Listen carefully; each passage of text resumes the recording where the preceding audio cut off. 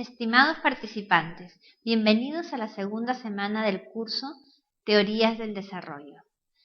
En esta sesión vamos a tratar el tema de teorías del desarrollo económico. En primer lugar, recordando lo que vimos la semana pasada, el desarrollo es un concepto normativo. Es muy importante los supuestos que están detrás acerca de qué es el desarrollo, porque esto va a definir las políticas que se van a diseñar y las estrategias. Considerando esto, en esta unidad nos vamos a enfocar al desarrollo desde el punto de vista económico, aunque en el camino vamos a ver que hay interrelaciones con otros aspectos importantes. Las principales teorías del desarrollo se van a tratar en esta semana con mayor profundidad en las asesorías del fin de semana, y enfoques más integrales del desarrollo los vamos a ver en la unidad número 3. Los contenidos de esta sesión son 5. En primer lugar, lo que es la economía y el desarrollo. La relación, en segundo lugar, entre el rol del Estado y el rol del mercado. En tercer lugar, el enfoque de la modernización. En cuarto, lo que es la teoría de la dependencia. Estas dos teorías o enfoques han sido muy importantes el siglo pasado, entre los años 40, 60, 70.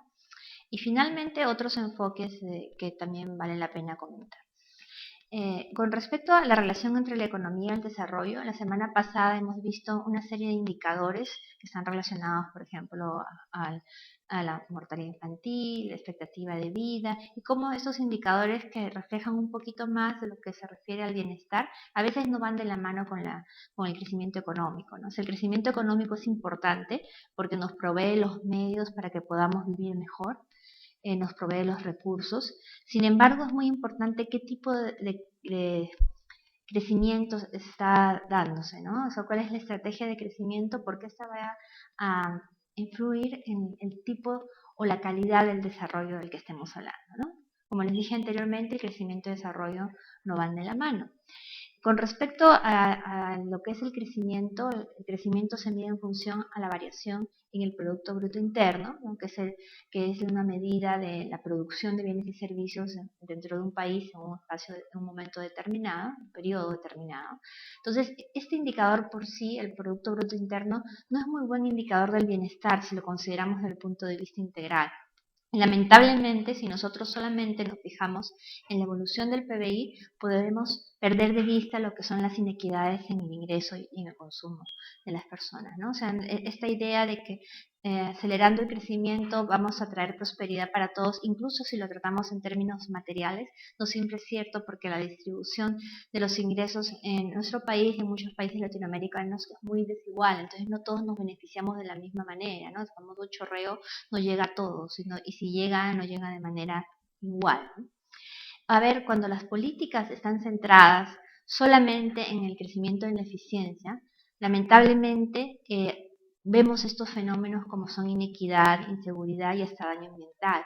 No nos es ajeno, por ejemplo, el caso de China, que ha crecido tanto en los últimos años a tasas tan aceleradas y sin embargo es un gran contaminante a nivel mundial, ¿no?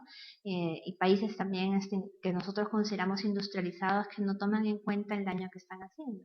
Entonces, la relación entre la economía y el desarrollo es importante, hay una relación, pero a veces lo que se estima que va a ocurrir, la mejora que va a traer el crecimiento no siempre se da.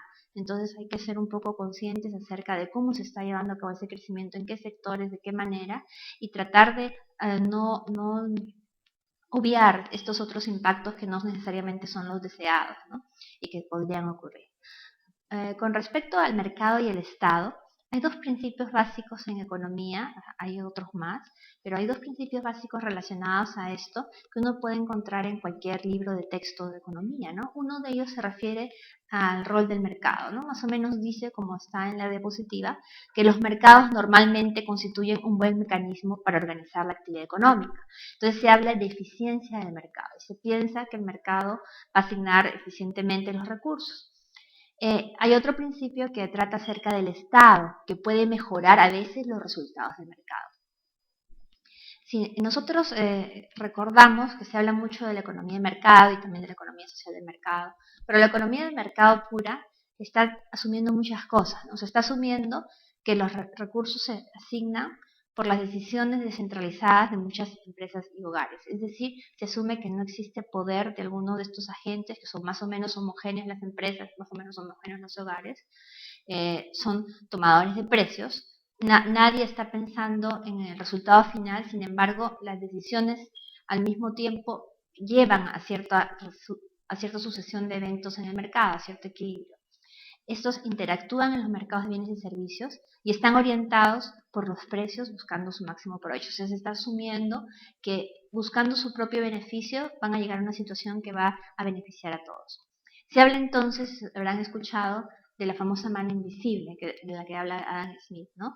De que es como si la economía estuviera guiada por una mano invisible que va a llevar a un beneficio para la sociedad, ¿no? Entonces se asume que los precios en estas economías, en determinados mercados de bienes y servicios, van a reflejar el valor que tiene el bien para la sociedad y el costo social de producirlo. Este es un supuesto bastante fuerte, ¿no? Es como si hubiera una mano invisible que guiara, pero no necesariamente es así. Digamos que esto sería en un caso perfecto, ¿no? De eficiencia.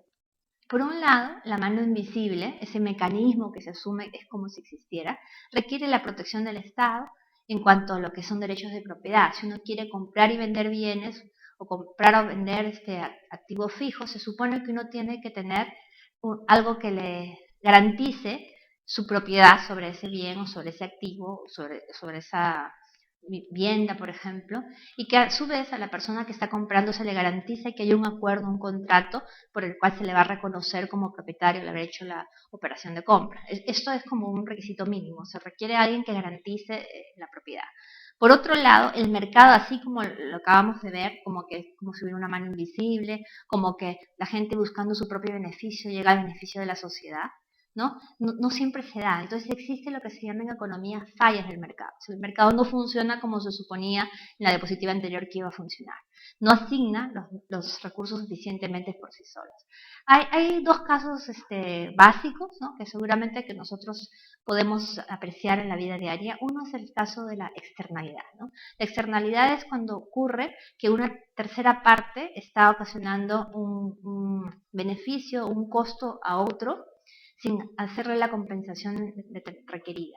El caso típico, por ejemplo, cuando hay una externalidad negativa, cuando hay un costo, es, por ejemplo, en determinada producción industrial, determinada fábrica que de repente está contaminando el aire, está contaminando la tierra, está contaminando el agua. Entonces, está haciendo su producción, pero como un costo no esperado o de repente adicional, está ocurriendo esta contaminación que afecta a otras personas en la sociedad. Y esas personas que viven en los alrededores de la planta industrial, de la empresa explotadora de algún recurso, como por ejemplo una petrolera o de repente una minera, estas personas no están siendo compensadas, ¿no? Entonces se supone que debería haber una cierta regla para la compensación, de repente un impuesto o algo, pero el concepto en sí es que algo está fallando.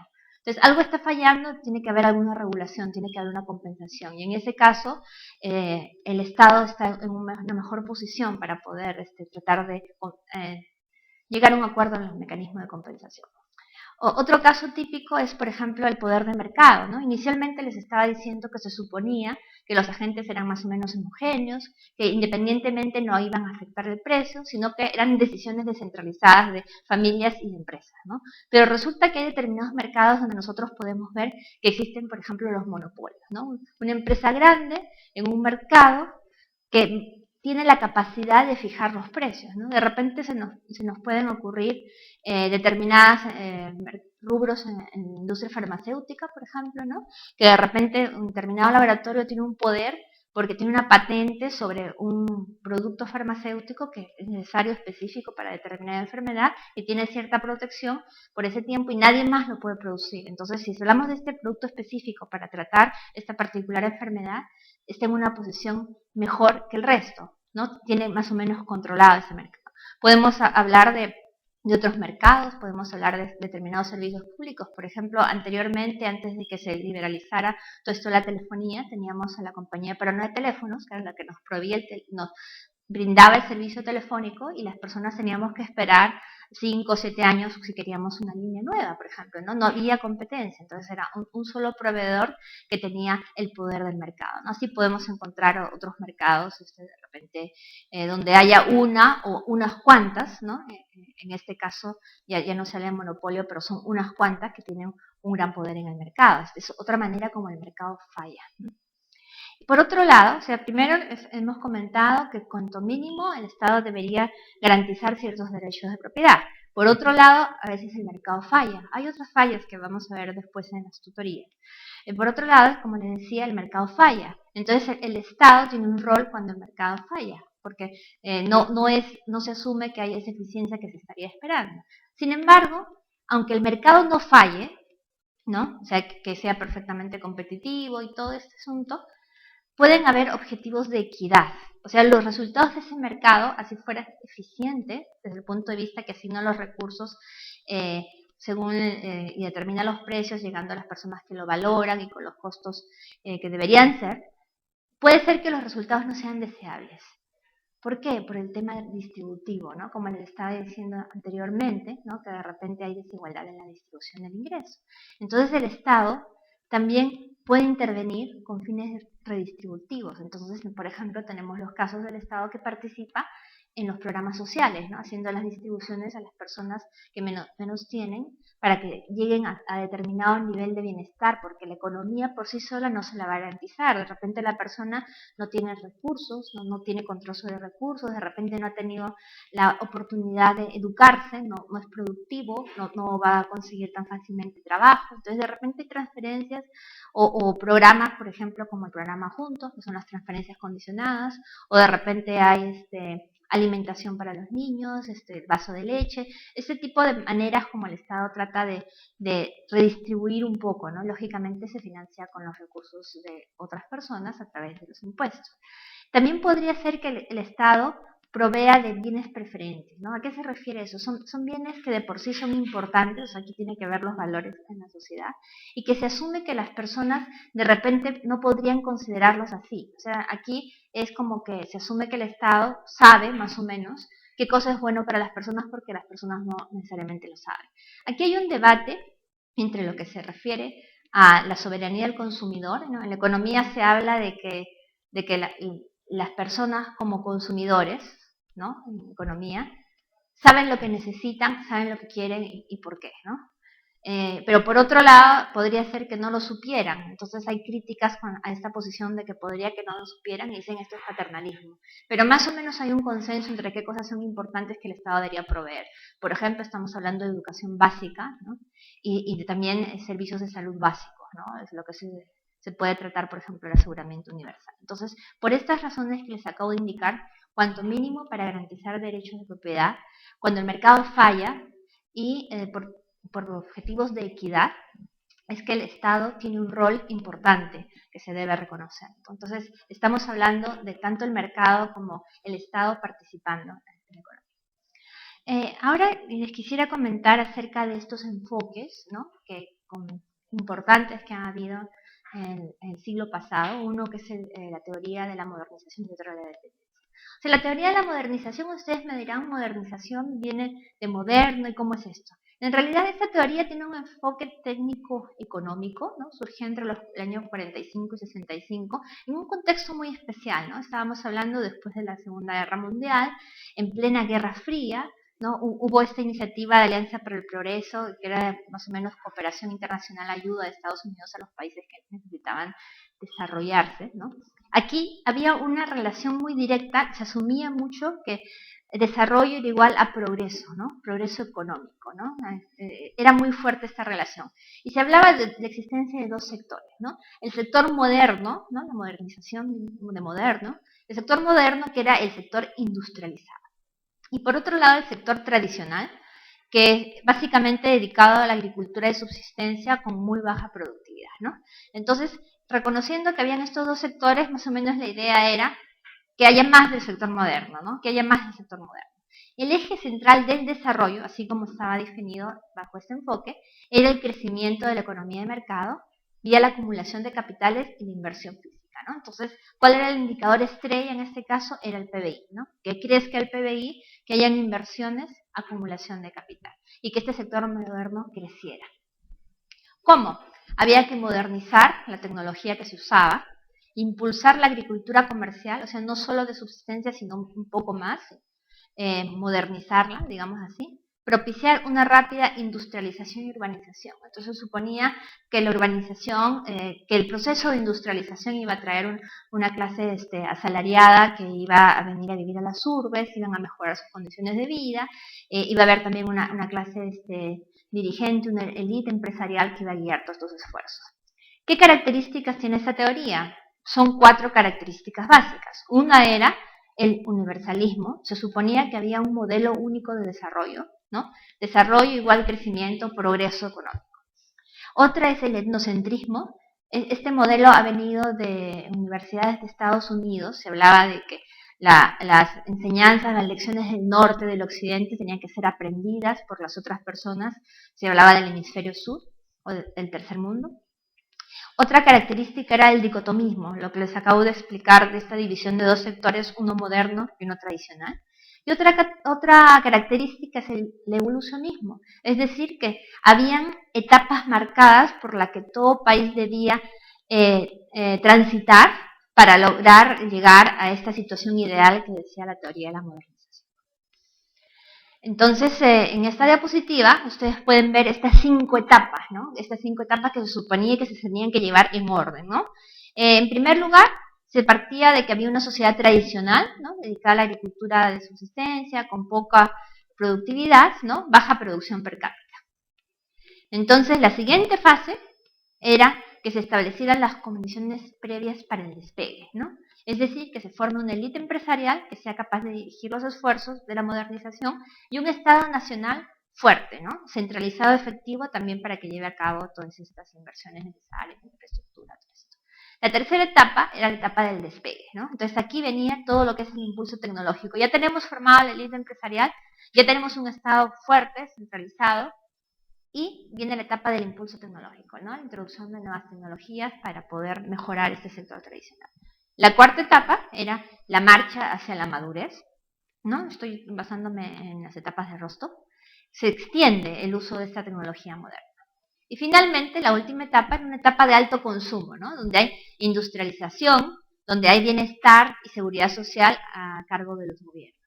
Entonces aquí lo que se suponía era que ya se había llegado a un determinado nivel de industrialización, se producían bienes y servicios en el país y las personas que trabajan en estas empresas, los consumidores, tienen una alta capacidad adquisitiva para adquirir justamente los bienes de consumo producidos ahí, ¿no? Entonces se suponía, bajo la teoría de la modernización, que todo país tenía que transcurrir o pasar por estas 5 etapas. Bueno, previamente, antes de hablar de esto de la teoría de la dependencia, nosotros podemos reflexionar un poquito acerca de estas etapas, ¿no? Que no necesariamente se dan, y que por otro lado la industrialización no necesariamente trae el desarrollo, ¿no? Y lo que estamos viendo a veces en muchos países es un exagerado consumismo, ¿no? Que trae muchos problemas más adelante.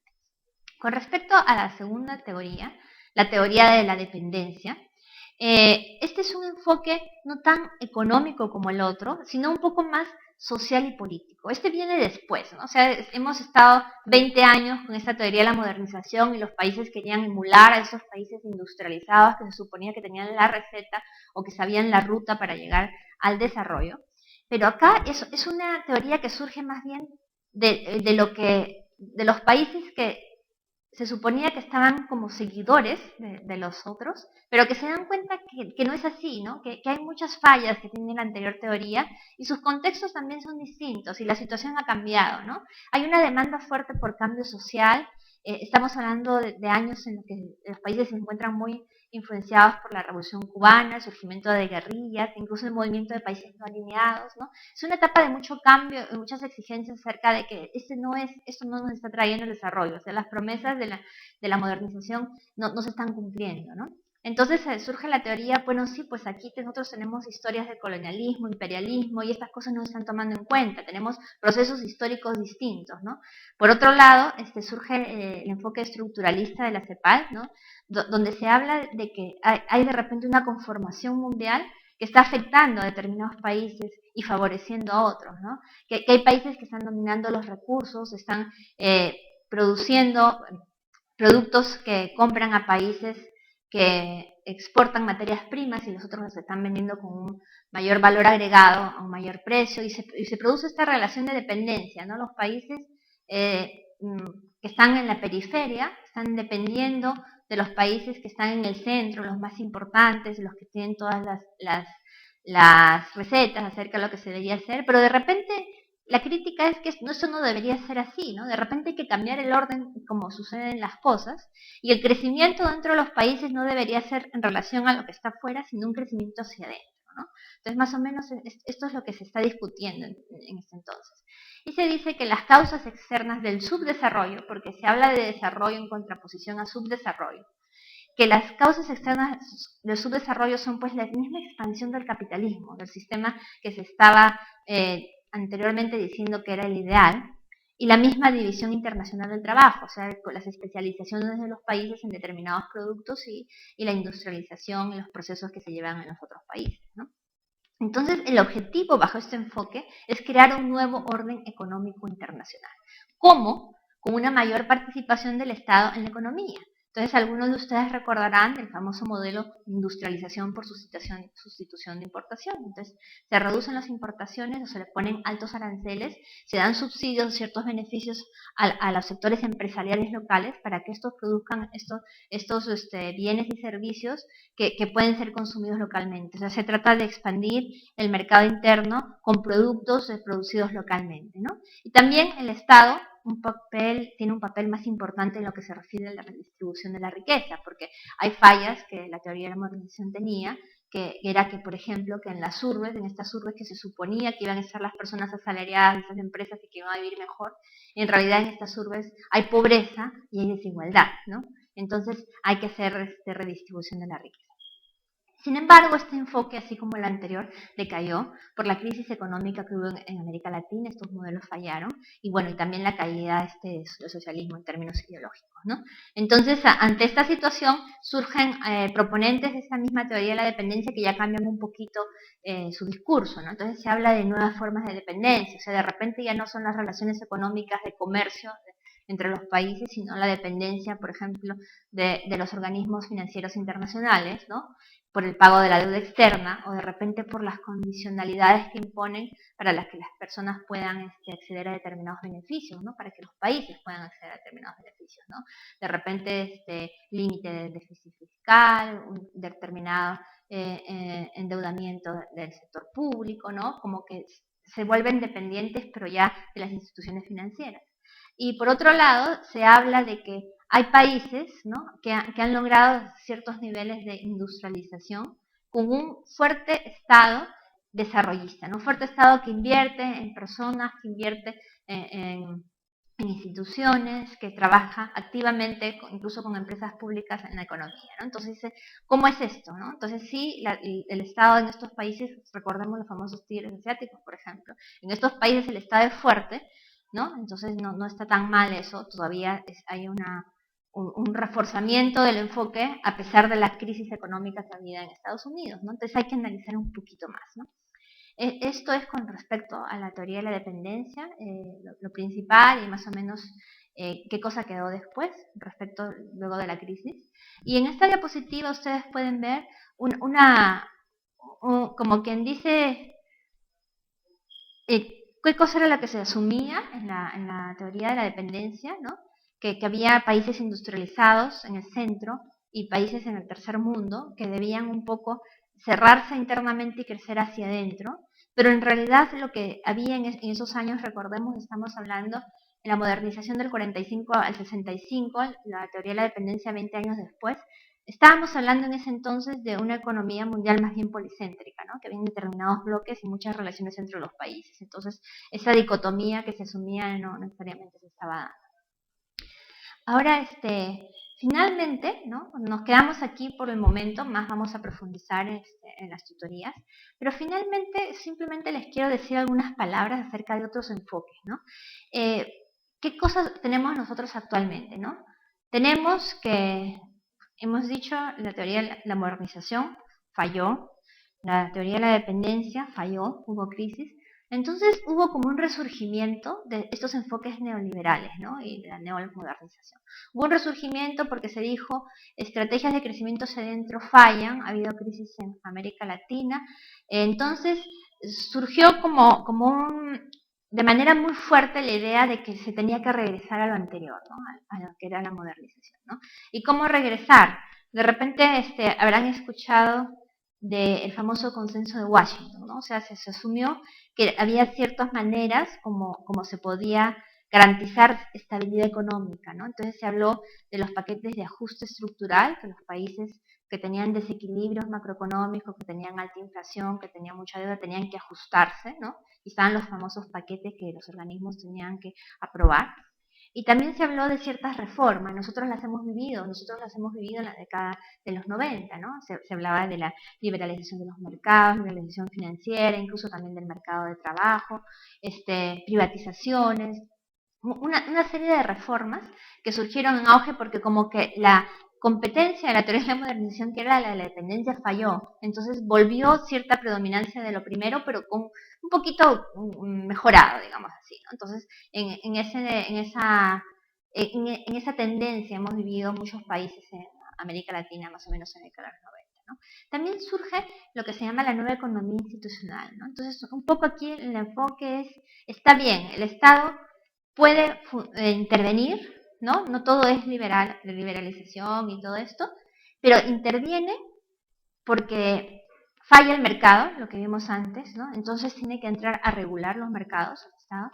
Y por otro lado, de repente fallan las instituciones, ¿no? Entonces se tiene que ver cuáles son las normas, los procesos, cómo es que funciona, se habla de gobernanza dentro de los países, ¿no? Entonces esto es otro enfoque paralelo que surge después, ¿no? Y bueno, y hay otros enfoques como por ejemplo el sistema mundo y la globalización, ¿no? Donde se habla que ya no es un país en especial, sino que son las relaciones económicas en la economía global, ¿no? En la economía grande, ¿no? Y toda la influencia que tiene este desarrollo de las tecnologías de comunicación y de información, ¿no? Ya son las relaciones a otro nivel y de repente ya no son tanto los estados nacionales, sino que los capitales privados, las grandes corporaciones, adquieren mucha preponderancia, ¿no? Tienen un rol muy importante, ¿no? Esto lo vamos a discutir un poquito más en las asesorías. Hay otros enfoques que son un poco más integrales, ¿no? Que por ejemplo tienen que ver con, por ejemplo, desarrollo sustentable, ¿no? Estamos hablando de enfoques que ya toman más en consideración lo que es el medio ambiente, ¿no? Se habla de un desarrollo que tiene que ser para las personas que estamos aquí y ahora, pero también para las generaciones futuras, ¿no? Que un enfoque que parte un poco más de las necesidades de las personas, pero en equilibrio con el medio ambiente, ¿no? Recordemos que al inicio de la sesión les estaba comentando que cuando las estrategias de crecimiento se enfocan solamente en lo que es eficiencia, ¿no?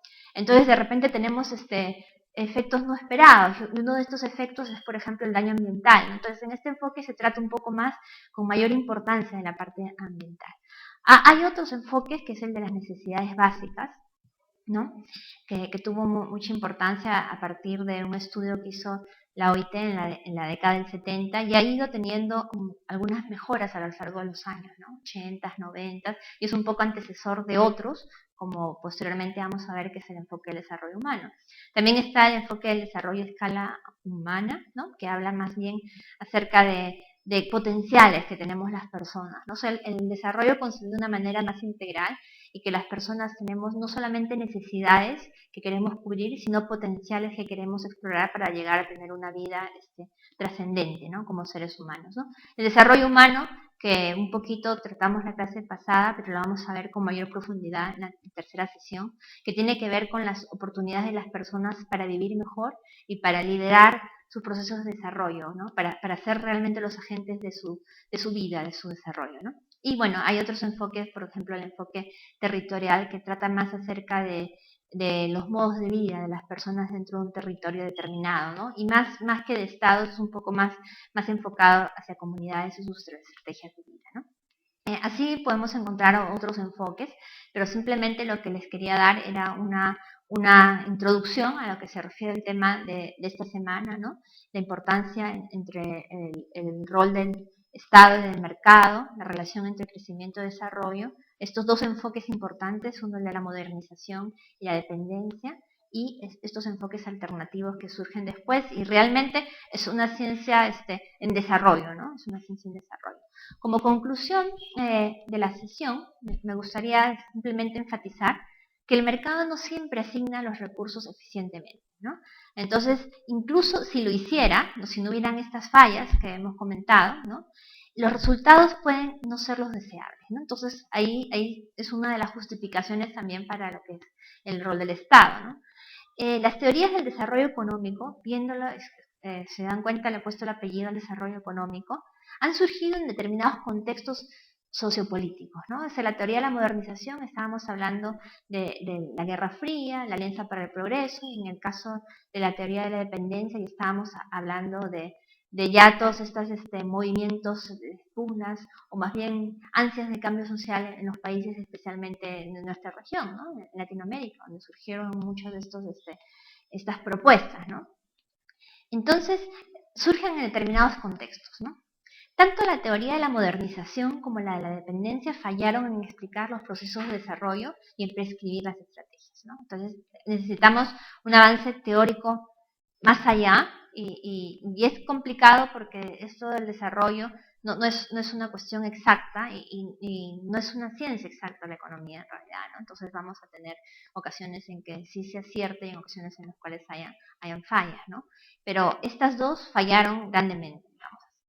Y como muestra la experiencia, no hay un camino único para el progreso económico, ¿no? O sea, incluso definido desde ese punto de vista tan restringido, el desarrollo como progreso económico, no hay un camino único, ¿no? O sea, no es que siguiendo la receta se va a llegar a determinado resultado, ¿no? Eso lo vieron los países bien cuando pasaron todas estas recetas siguiendo la teoría de la modernización, y también después, más tarde, con los paquetes de ajuste estructural, ¿no?, y todas estas reformas que hubo de liberalización, privatización. Entonces, no hay un camino único, ¿no? Y siempre, ¿no?, siempre habrá debate sobre lo que es y lo que debería ser el desarrollo, ¿no? Entonces, en esta podemos tener varias opiniones, vamos a ver un poquito más de la evidencia en las tutorías, pero siempre este debate va a estar abierto, ¿no? Y hay muchísimos puntos. Bueno, con esto estaría terminando la sesión en este momento, y muchas gracias por su atención.